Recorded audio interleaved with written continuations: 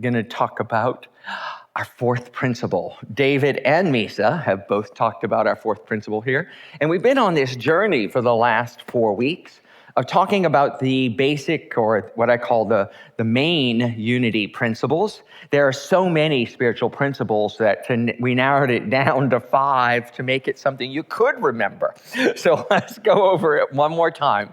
The first principle, which I indicated in the first week, is that there is only one presence and one power active in the universe and in our lives: God. And what we mean by God is not a man in the sky. God is not male or female. God doesn't have genitals. God is an energy, right? God is an energy of life itself. God is the love that undergirds all of existence, the very force that pulls the universe together and apart at the same time. That energy that wherein an egg and a sperm did meet and created you, that cosmic blast that made the unique and divine presence that you are, is the energy we call God.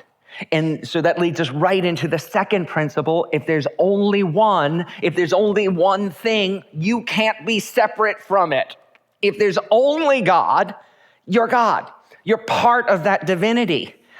It's not that God is like in you, like a raisin is in a bun, or a wiener's in a hot dog bun.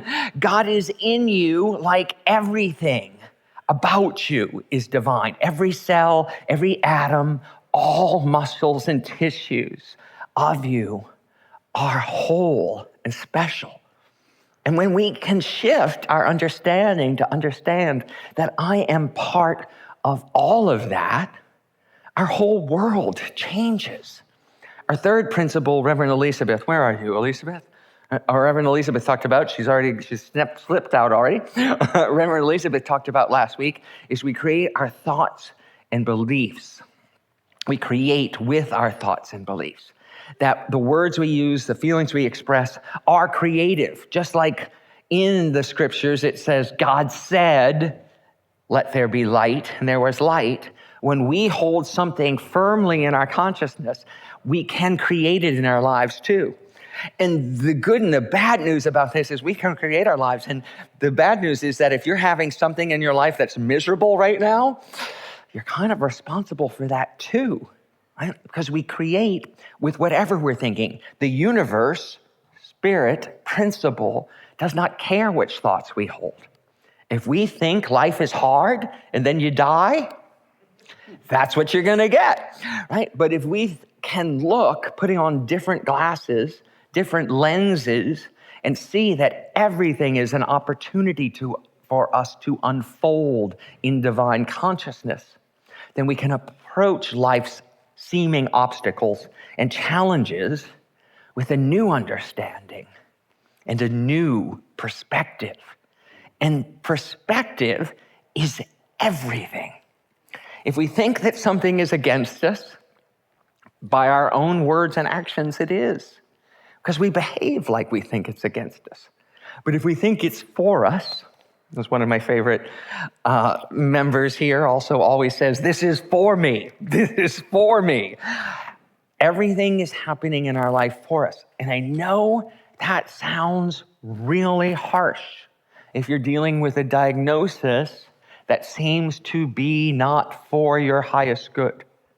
But as someone who has lived with a diagnosis that was supposed to kill me 35 years ago, and for people I sit and counsel with, that some of their diagnoses have been the most life-affirming and life-uplifting moments of their lives, I can tell you it can be a blessing. And it's all in how we approach it. So then the next principle, which we talked about, is that through prayer and meditation, we align our heart-mind with God. And how Unity prays and New Thought prays is a lot different than I was taught about prayer. Well, also as a child, I was taught as a child's version of prayer. We prayed to a God up in the sky, a God outside of ourselves, sort of like the Santa Claus God, who would give us all the things we really wanted, the toys and those things, right? But as I've matured and as I've grown spiritually, I understand that there's many different layers to prayer. And when I found Unity and New Thought, my mind was blown open. We do not beseech God in our prayers, but we affirm. We affirm that God is at work. We affirm that Spirit is at work with us, as us, right now. And some of the greatest Catholic mystics and greatest Catholic teachers have also done that and have lifted the whole consciousness of prayer in the world. And so we stand on the shoulders of giants as we move into prayer. One of our giants, Charles Fillmore, which is one of our co-founders, he and his wife, Myrtle, founded Unity. And he said this: we have been so persistently taught that prayer is asking God for some human need that we have lost sight of our spiritual identity and have become a race of praying beggars. Praying beggars. Right? So that we always are seeking something from God like it's not existing within us already. And as I said in our opening prayer, everything we need is at hand, right here within us, right here amongst us. And when we pray and affirm that everything we need is at hand, we can go deeper so that we can go higher. We can let go of the poor, pitiful me that we show up sometimes as, and step in to the spiritually powerful, aligned wholeness that is our true selves. I've asked Christopher to sing this song because it takes us on that journey. Sometimes when we pray from the foxhole, oh, please get me out of this. And I pray, I will go to service every Sunday. I will give when I get out of this financial mess. I will give more money to the needy and to the church. We can let go of all that, guys. For God doesn't judge. It's just here to support. So, Christopher, tell us about it.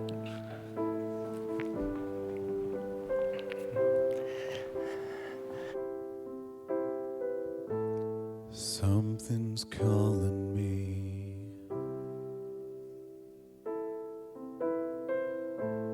Something's calling me.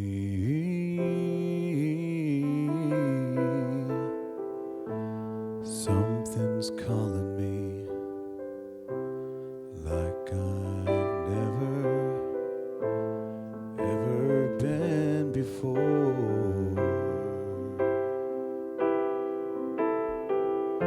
Feels like I'm walking on marbles. I can't steal the earth beneath my feet. Is my head in the clouds, my naked legs left dangling.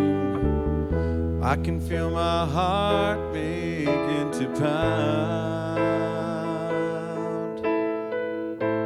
Something's calling me a little bit deeper than I've ever been before.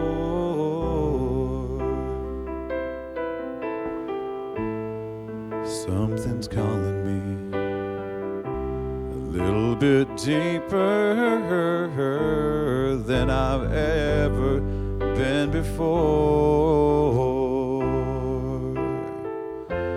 Long dark night, my soul wanders. I can't see the light that moves me.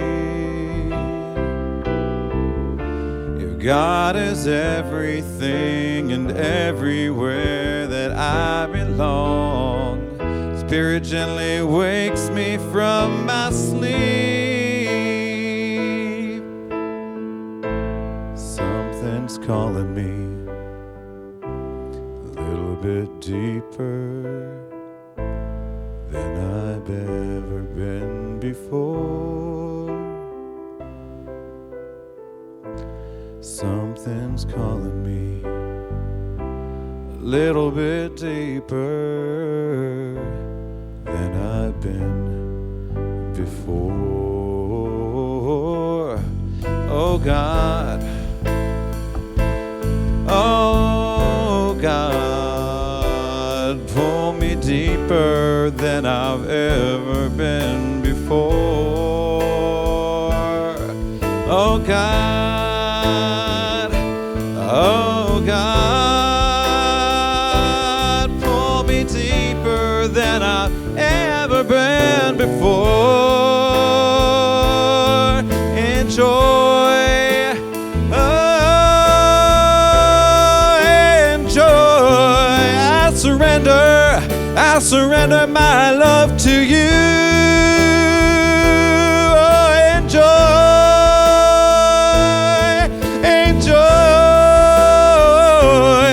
I surrender my life and my love to you. Love is calling me a little bit deeper than I've ever been before.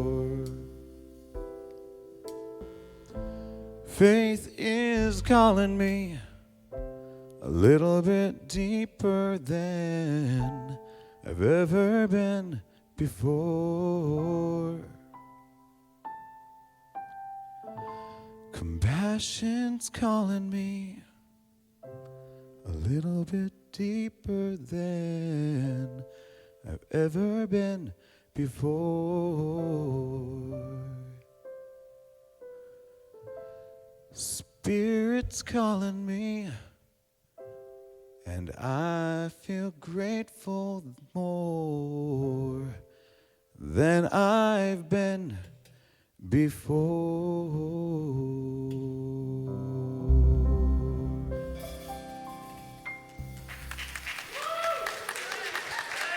Christopher Goodwin. Christopher, take your bow.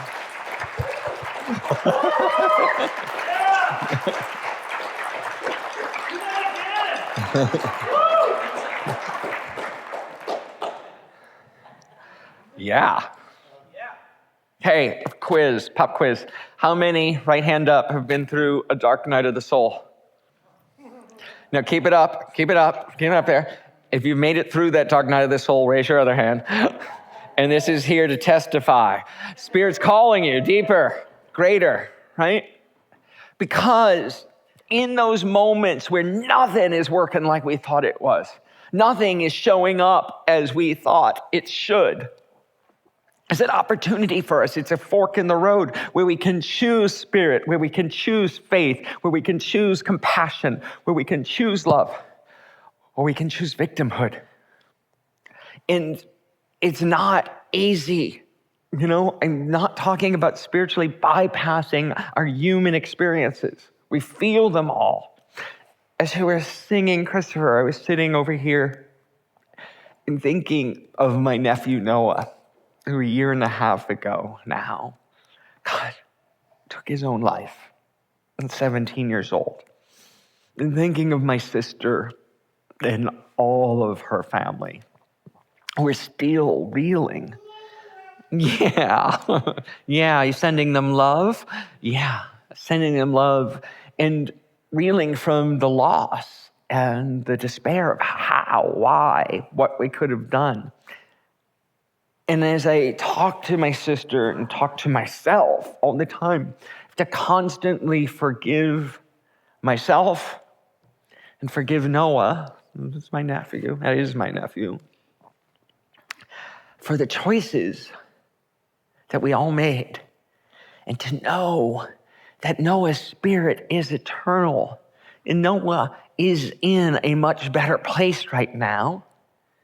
And so I can go deeper into my faith, deeper into my understanding of spirit, deeper into my understanding of this human journey, deeper into my understanding and compassion for people who are struggling with mental health issues and depression and what that takes to survive. And sometimes the choice is not to survive, and have compassion for that as well.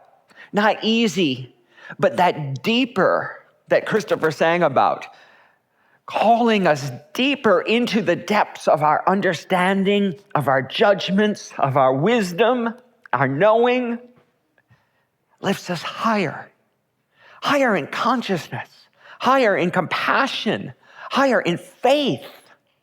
That this is not the last I will know and experience Noah. This is not the destiny of my life, whether it's a diagnosis or a bill. How much do we catastrophize? We get a bill and say, well, that's it. My financial life is over. I got one of those this week. Our heater went out of the house. If you've had to replace your heater in your house, you know what I'm talking about, right? It is not like it was in the past. But that is okay, because God is the source. Spirit is the source. My job, my husband's job, our bank account is not the source of our good. Do you know that? That your job, your retirement income, your bank account is not the source of your good. What's the source of your good? The infinite presence of the divine. God is the source. So what channels do I need to open to my good? What channels do you get to open in your journey to wholeness, health, vitality, wealth, life, love, peace, understanding, wisdom, order? What channels do we need to open? And using affirmative prayer to do that, to open the channels of good flowing into you, shift everything. Our first principle, again, there's only one power, one presence, active and working in the universe and in our life, God. So if that's true, that God, that energy, that life is constantly providing everything we need. What's stopping it is our beliefs that it's not enough, that we don't have enough, that we're not enough, that the roads ahead are blocked, that something's against me. Affirmative prayer shifts it all. I am whole and complete. If we can say, I am wise. Yeah, listen to that. I am wise. I am wealthy. Healthy, wealthy, and wise, right? Because we have been programmed by the society, by our loving parents, by our sometimes unloving parents, and by our world, that we have to struggle to be successful, that we must fight and claw and carve out our little niche, our little kingdom. But the truth is, as Jesus taught us, that the kingdom of heaven is amongst you. The kingdom of heaven is within you. The kingdom of heaven is at hand. Those are three different versions that appear in the Gospels, depending on the Gospels you read, all attributed the same differentiated words to Jesus. So whether it's within you or amongst us, that means it's in our relationship. The kingdom of heaven is how we speak to each other, or the kingdom of heaven is at hand, meaning we've got to reach out and take it and grab it. Yes, I want to give out there's a little one walking right down the aisle. Let's give him a hand for little miracles. Oliver. Woo! Wow. Yeah. Right? Baby steps are not small for the baby. They are life-changing events that shift everything for the parents and for the children.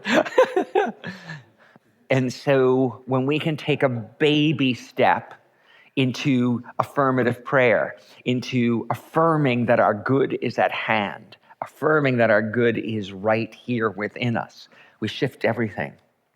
And one of the other ways we do that, of course, is with meditation. But before we go, I want to finish with this quote from Charles Fillmore again. Prayer is the most highly accelerated mind action known. When we pray affirmatively, we shift the neural connections of our brain and make new neural pathways. So that if you say those I am statements over and over to yourself enough, you're literally making new patterns in your brain. And so when life happens and the things hit the fan in your life, you are programming your brain to react to them in a positive and more effective way. Using affirmations and prayer, that old word prayer, in a new way enables you to meet life fully present, fully divine, and ready to excel and succeed, right? That's what this most accelerated mind action is. When we use it in meditation, we're using a different muscle, but it's a way of examining those unconscious thoughts that come through our head. In most of our meditations and some of our prayers, I'll ask you to breathe first, just to become aware that we need to be conscious. And from Amit Ray, it says, meditation is choosing not to engage in the drama of the mind. Oh, but it's so much fun, right? The drama of the mind, but elevating the mind to its highest potential, right? We can dive into the drama. Ain't it so awful? There's great energy, and some of us, myself included, want to lead with it because it gets us attention, and it gets us sympathy, and it gets us a moment of presence. But in the whole, it doesn't serve us to live the drama. I'm going to leave the drama in my life to the movies and the TV shows and to my kids' crocodile tears, right? I'm going to meet their crocodile tears with compassion, but I don't have to, isn't it awful with them, right? And some of us have adult children in our lives who can, ain't it awful with us, right? That oxymoron, adult children, right? And some of us are those adult children who ain't it awful. Meditation allows us to go deeper, to go higher, right? Deeper to go higher. And we use meditation here in a lot of different ways. We use meditation to elevate ourselves to the highest and the best. We use meditation to notice what we're thinking. Like a train passing through a station, you can just see the thoughts and realize they're not your identity. They're not the truth of who you are. They're just a programmed belief that you've taken on from the world. And meditation allows us to get a glimpse of the infinite possibility that's on the other side of it.